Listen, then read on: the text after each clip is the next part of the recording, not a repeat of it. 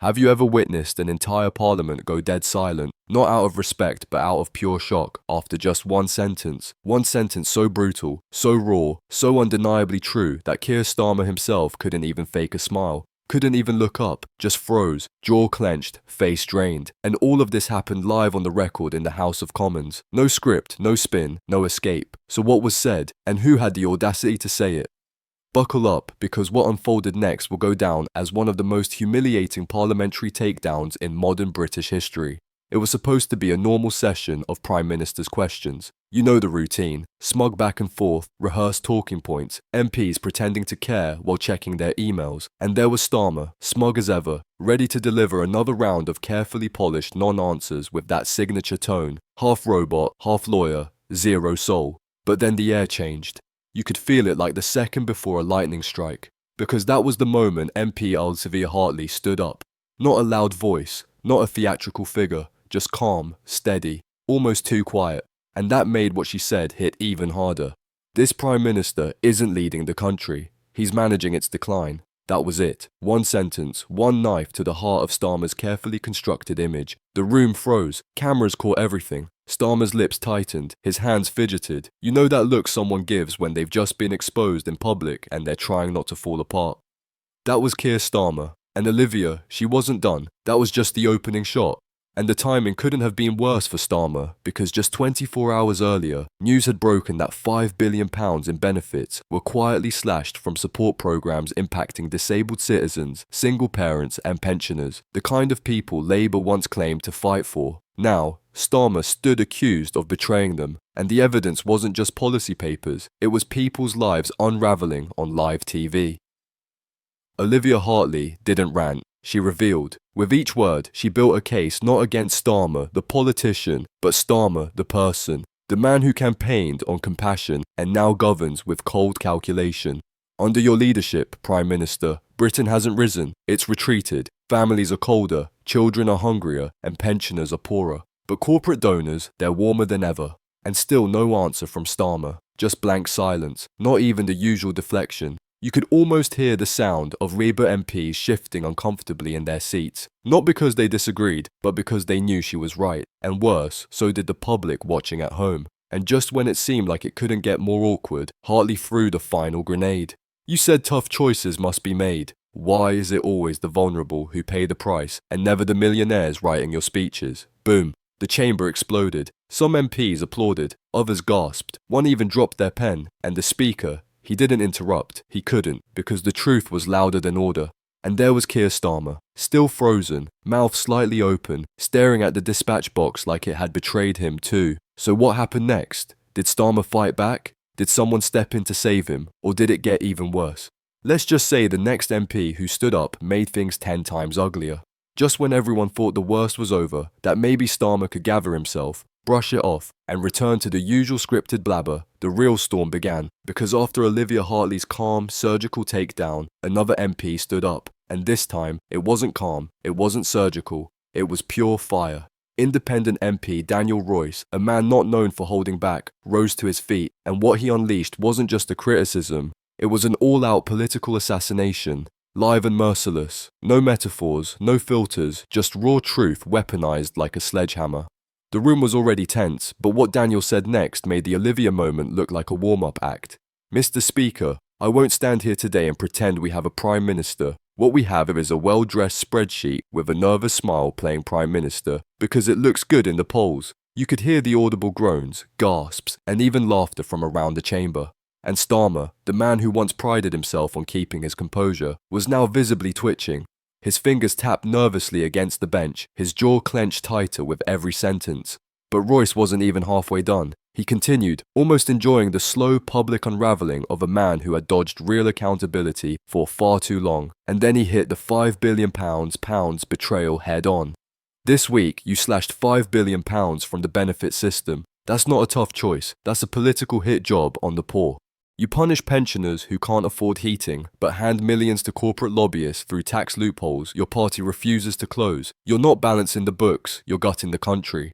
And here's the part that truly twisted the knife. Royce pulled out a printed letter, a real one, written by a single mother in his constituency. Her name, Amanda, a former Labour voter. She wrote to him after the benefit cuts were announced, her words now forever etched into the Commons record. Dear MP Royce, I don't know who Keir Starmer thinks he's helping, but it's not people like me. I work 2 jobs. I feed my daughter before I feed myself, and now I have to choose between electricity or food. If this is Labour, then I'm done. He read that word for word, no commentary, no added drama, and in that moment, the weight of Starmer's betrayal wasn't theoretical, it was human. You could feel the guilt ripple through even the most hardened faces in the Labour benches. But Starmer, still stone-faced, still silent, still pretending the floor was more interesting than the lives he was destroying. A leader would have stood up, apologised, fought back, anything. But Starmer just sat there sinking. Then Royce delivered the killing line, a sentence that echoed like a hammer strike in a cathedral. You didn't inherit a broken country, Mr. Starmer. You built one, piece by piece, cut by cut, lie by lie. The Speaker finally tried to intervene, but it was too late. The damage was irreversible. Starmer looked like a man watching his political career crumble in real time because he wasn't just being criticised. He was being exposed, and worse, Labour MPs weren't defending him. That's when things got really awkward, because for the first time in years, MPs from Starmer's own party started defecting right there on the record. Quietly, cautiously, but unmistakably, they stood with the critics, not the Prime Minister. Whispers began flying across the chamber. Was this the start of a leadership challenge? Would Starmer survive this onslaught? And if not him, then who? Because when the Prime Minister is publicly branded as a fraud by his own side, is there any coming back from that? Or is this the final unravelling of a man who promised change but delivered cuts, excuses, and cold-hearted calculations? By now, the tension in the House of Commons had reached an almost unbearable level. The chamber, usually a place of political theatre and rehearsed debate, had morphed into something else entirely. A battlefield where Keir Starmer's very credibility was being dismantled piece by piece in front of millions of watching eyes. The first 2 MPs had already left him visibly shaken, but now the third speaker rose, and this was no ordinary voice. This was Rachel Langdon, a Labour MP who had until recently been one of Starmer's staunchest supporters. Her voice cut through the murmur of the chamber like a sharp blade. And when she began speaking, every ear was tuned in because the message she was about to deliver wasn't just devastating. It was a betrayal of the deepest order. Rachel didn't waste time on pleasantries or vague accusations. She took the floor with an unflinching gaze, and what she laid out next would echo across British politics for months to come. She started with the figures that Starmer desperately wanted to hide. £5 billion in welfare cuts, pension freezes, and the catastrophic impact of the 2-child benefit cap. These are not just numbers on a spreadsheet, she said, voice steady but full of righteous anger. They are lives, families struggling to survive, children going hungry, and elderly people forced to choose between heating and eating. The room was silent, but the gravity of her words filled every corner. Rachel wasn't just condemning policy decisions, she was condemning the man behind them. Keir Starmer, you promised change, you promised compassion, but your government has become a machine of cruelty, grinding down those it once vowed to protect. There was a ripple of murmurs across the Labour benches, some uncomfortable, others shocked. This was one of their own, openly declaring that the party's direction under Starmer was a betrayal of its core values. And then she dropped the real bombshell, the moment that brought the chamber to its knees and forced even the hardest skeptics to reconsider everything. You have made a deal with the powerful and wealthy, sacrificing the vulnerable for the sake of political survival. You have traded the trust of the working class for the approval of corporate donors. And now, when faced with the truth, you choose silence, you choose evasion, you choose to stand still while our country falls apart. Starmer's face, usually so composed and rehearsed, betrayed a flicker of panic. His usual polished responses were nowhere to be found. As Rachel's words pierced the protective bubble he'd built around himself, the camera zoomed in on his reaction. A quick shallow breath, eyes darting, and then that slight tremble in his hands as he gripped the podium. It was clear he was rattled, not by the sound of dissent, but by the unmistakable truth being laid bare. The audience watching at home saw a side of Starmer rarely revealed. A politician cornered, exposed, and without a single lifeline. Rachel wasn't finished. She knew this moment was pivotal, and she pressed on with relentless precision. Look at the waspy women. Women who fought tirelessly for justice, only to be betrayed by the very party that once championed their cause. Look at pensioners like Chrissy, who wrote to me in tears, terrified that she won't be able to keep her heating on this winter. These are the faces of your failures, Prime Minister. The MPs around her began whispering among themselves. Some Labour members shifted uncomfortably. Some Tory MPs nodded in grim agreement. Starmer's own shadow cabinet looked divided, with a few staring blankly ahead, others exchanging worried glances. The damage wasn't just political, it was personal and profound. Rachel's final words were a devastating indictment. You are not the leader we hoped for, you are the leader we fear. And unless you take responsibility now, you will watch your party crumble, your supporters turn away, and your legacy become one of regret. She sat down to a mixture of stunned silence and scattered applause, her message hanging in the air like a storm cloud. Then, as if on cue, murmurs turned into louder whispers. Some MPs began quietly expressing dissent, others openly questioned Starmer's future. The whispers spread like wildfire. Is this the beginning of the end for Starmer? Can he survive such a public and brutal humiliation? Who will step up if he falls? Starmer, forced to respond, tried to rally his defences. His voice was firm, but the conviction was missing. We inherited a difficult situation, he repeated, a phrase worn thin from constant use. We are making the tough choices needed to secure the future. But the words felt hollow. The audience wasn't buying it, not anymore. The very people who once cheered for him were now questioning his every move.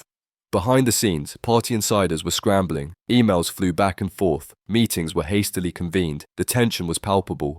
Starmer's advisors knew the polls would soon reflect the damage done in Parliament today. The opposition smelled blood and the media pounced, headlines screaming of betrayal, collapse, and political chaos. And the public, they weren't blind to the spectacle either. Social media exploded with clips from the showdown.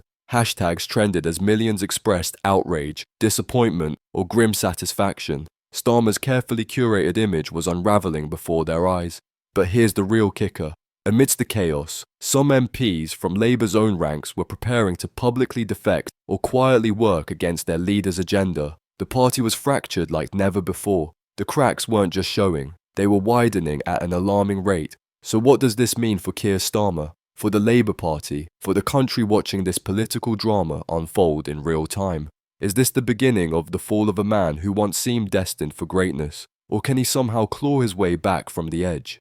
Because if you think this was the worst of it, if you think Starmer's silence and the party's fractures are all we're going to see, then you're sorely mistaken. The darkest, most explosive moments are still ahead. As the dust settled from the explosive parliamentary showdown, the true consequences of the day's events began to ripple outward, far beyond the marble halls of Westminster. The once unshakable image of Keir Starmer as the poised, unflappable leader of the Labour Party was now in tatters. What played out on the floor of the Commons wasn't just a debate, it was a public reckoning, a brutal awakening for a man who had spent years cultivating an aura of competence and calm. But charm couldn't shield him anymore, not when the country, his party, and even his closest allies were turning on him. The day after the showdown, the media frenzy was relentless. Headlines screamed accusations of betrayal and failure.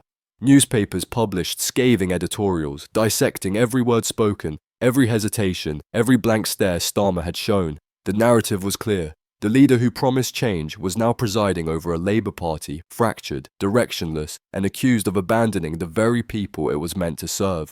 Social media platforms exploded as clips from the Commons went viral, sparking widespread outrage. Starmer's every move was analysed, criticised, and ridiculed. The hashtag #StarmerExposed trended for days, with thousands of voters sharing stories of hardship caused by cuts and policy failures. But the political fallout wasn't limited to the court of public opinion. Inside Labour's headquarters, the atmosphere was toxic. Factions that had long simmered beneath the surface now openly battled for control.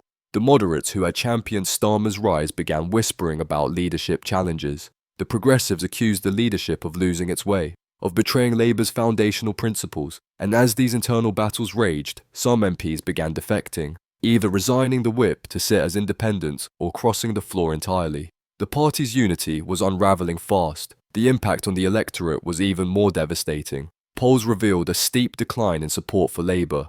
Traditional strongholds in Northern England and Wales showed significant swings towards smaller parties, including Reform UK and the Greens, both capitalising on Labour's apparent betrayal and instability.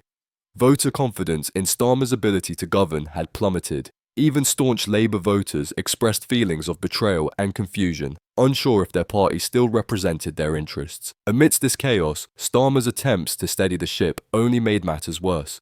His speeches, once carefully crafted to project strength, now rang hollow. Repetitive phrases about tough choices and responsible governance felt increasingly disconnected from the realities faced by millions of struggling families.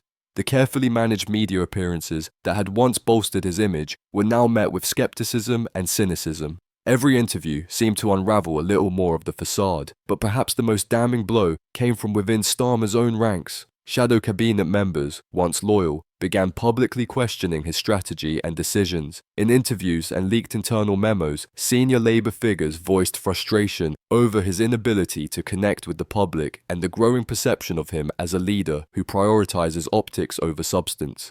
The whispers of a leadership contest grew louder, with some calling for immediate action to save the party from electoral disaster. The policy failures that had been exposed during the common showdown became daily news. The WASPy women's betrayal, the removal of winter fuel allowances for vulnerable pensioners like Chrissy, and the ruthless cuts to disability benefits painted a grim picture of a government out of touch with its promises. Charities and advocacy groups organized protests demanding accountability and reversal of cuts. The narrative shifted from political strategy to moral failure, with Starmer's Labour painted as a party that had forgotten its roots. Internationally, allies and observers took note. Britain's image as a stable democracy was questioned as the ruling party grappled with unprecedented internal strife. The Conservative opposition seized the opportunity, presenting themselves as the only viable alternative despite their own scandals and controversies. Parliamentary debates turned into clashes of bitterness with little room for constructive dialogue. And then came the personal attacks. The relentless pressure took a toll on Starmer himself. Public appearances showed signs of strain, forced smiles, shaky hands, and a growing tendency to avoid difficult questions. Rumours about his leadership team's dissatisfaction and potential resignations circulated wildly. The man who once seemed destined for premiership now appeared trapped in a political nightmare of his own making. As Labour's fortunes waned, the party's grassroots grew restless. Membership engagement plummeted, fundraising efforts stalled. Activists and volunteers, disillusioned by the leadership's direction, began withdrawing support. The disconnect between the party's elite and its base became glaringly obvious. Calls for a return to Labour's core values, social justice, workers' rights, and compassion became louder. But the path to reconciliation seemed fraught with division and mistrust. So where does this leave Keir Starmer? At the centre of a storm that shows no sign of abating, his political survival depends on one thing: a dramatic turnaround, but with trust shattered, a divided party, and a public hungry for real change. The odds are stacked against him. Will he manage to reclaim his narrative and lead Labour back from the brink? Or is this the final chapter of his leadership, a cautionary tale of ambition undone by betrayal and miscalculation? One thing is certain: the days of calm, scripted responses are over. The country is watching, waiting, and judging, and the question on everyone's lips is not just what comes next for Starmer, but what comes next for Britain. Because when a leader loses the faith of his people and his party, the consequences ripple far beyond politics. They reshape the very future of a nation. And so the real story begins, not in Parliament, but in the hearts and minds of millions who demand